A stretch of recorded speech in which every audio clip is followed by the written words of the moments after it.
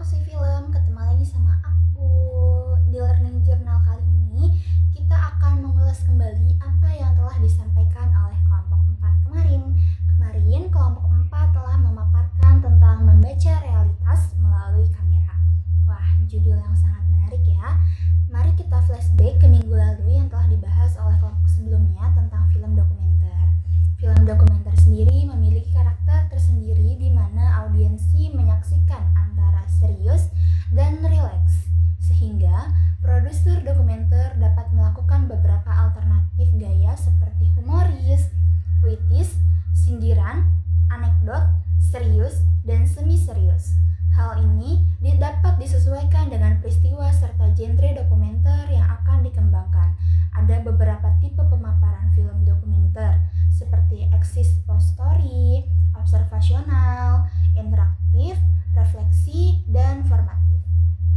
Mari kita bahas dari yang pertama, yaitu expository. Nah, dokumenter expository ini adalah dokumenter yang paling konvensional atau telah lama digunakan. Merupakan format dokumenter televisi sebagai ciri khasnya yang menggunakan narator sebagai penutur tunggal, istilahnya voice of God untuk naratornya atau tergolong yang konvensional. Sering digunakan dalam produksi dokumenter televisi, film ini lebih menekankan pada narasi dan argumentasi yang logis. Adapun yang kedua yaitu ada direct cinema.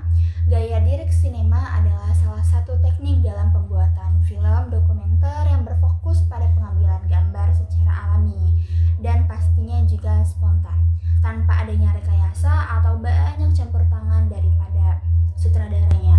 Artinya, sutradara di sini tidak bertindak sebagai pengamat yang mengikuti rekaman kejadian apa adanya, tanpa mengarahkan atau mengendalikan situasi tersebut. Adapun observasional participatory, tipe dokumenter ini atau tipe naratif menjadi kebalikan dari dokumenter observasional. Pembuatan filmnya akan menunjukkan diri secara mencolok di balik layar dan melibatkan diri pada peristiwa serta berinteraksi dengan subjeknya atau dengan komunikasi antar sutradara dengan subjeknya akan terlihat sangat jelas. Aspek utama dari dokumenter ini adalah wawancara.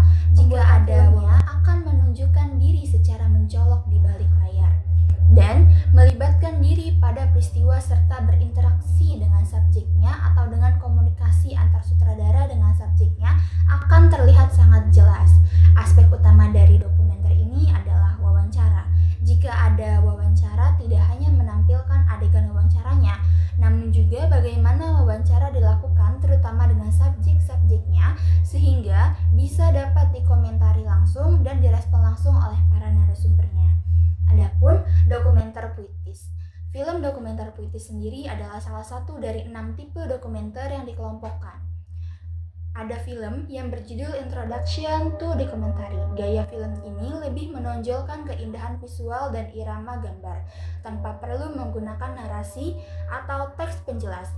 Maknanya muncul dari suasana dan keindahan tampilan gambar, serta proses pengeditannya yang menjadi bagian penting untuk membangun perasaan dan pesan yang pastinya ingin disampaikan. Dan yang kelima ada film dokumenter reflektif. Dokumenter reflektif adalah salah satu gaya dari jenis film dokumenter yang menekankan subjektivitas pembuatan filmnya dan keterlibatan aktif mereka dalam proses dokumentasi. Berbeda dengan film dokumenter observasional atau expository yang berusaha objektif. Namun dokumenter reflektif ini justru akan menyoroti sudut pandang, opini, dan pengalaman personal si pembuat filmnya. Adapun tema dari film dokumenter yaitu ada sosial, politik, ekonomi, pendidikan, sejarah, biografi, dan alam. Itu saja yang kemarin dibahas oleh kelompok yang memaparkan tentang membaca realitas melalui kamera. Pembahasannya sangat menarik, saya pun sangat menikmati ketika mereka memaparkan materinya dan juga waktu mereka menyampaikan resensi film itu sangat baik. Saya juga sangat menyukai filmnya dan saya cukup tahu tentang film tersebut. Terima kasih, sekian learning journal dari aku. Sampai jumpa di Learning Journal minggu depan. Bye-bye.